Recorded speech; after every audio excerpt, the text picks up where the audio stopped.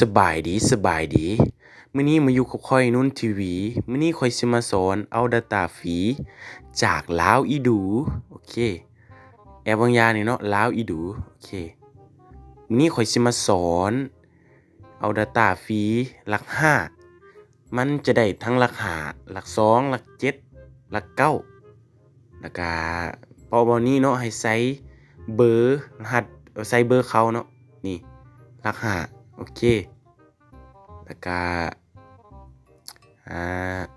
บอกเขาเจ้าเนาะอันนี้ข้อยเฮ็ดให้เขาเจ้าแล้วให้เขาเจ้าส่งรหัสมาโอเคแล้วก็รอท่าเขาเจ้าส่งรหัสมาเนาะอ๋อรอท่านี่เดะเขาเบิ่งแล้วเนาะ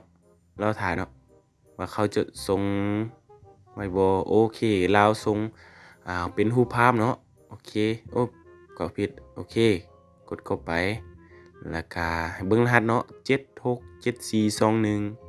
โอเคเข้าไปที่แอปแล้วก็767421โอเคให้เขียนชื่อและนามสกุลให้เขียนชื่อและนามสกุลเฮาเนาะโอเคหลังจากนั้นเนาะโอเคบ่นี้ให้ใส่ชื่อและนามสกุลอันนี้ข้อยเฮ็ดให้เขาเจ้าเนาะแล้วก็นี่หน้าต่างของมันนี่เบอร์หลัก5เบอร์เขาเจ้าเนาะข้อยเป็นคนลงให้เขาเจ้าเพื่อเขาเจ้าจะได้500เมกะไบต์โอเคแล้วก็ให้เลือกไปที่แขวงเนาะโอเค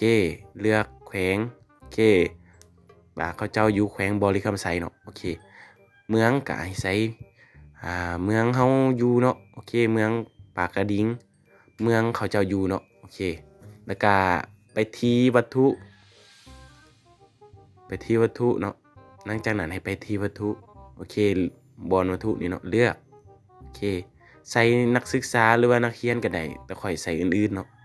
โอเคบอนหัวหน่วยโรงเรียนบ่ใส่ก็ได้เนาะใส่ก็ได้บ่ใส่ก็ได้เนาะแต่ข้อยจะบ่ใส่โอเคแล้วก็ให้ใส่ID ผู้แนะนำเนาะถ้าบ่ใส่จะบ่ได้ data 500เมกะไบต์เนาะ98422192โอเคถ้าบ่ใส่รหัสนี้จะบ่ได้ data 500เมกะไบต์เนาะโอเค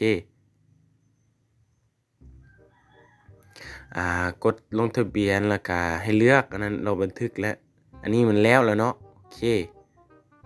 ได้แล้วก็รอท่าประมาณบ่ฮอดนาทีมันจะได้เลย data หั้นนะ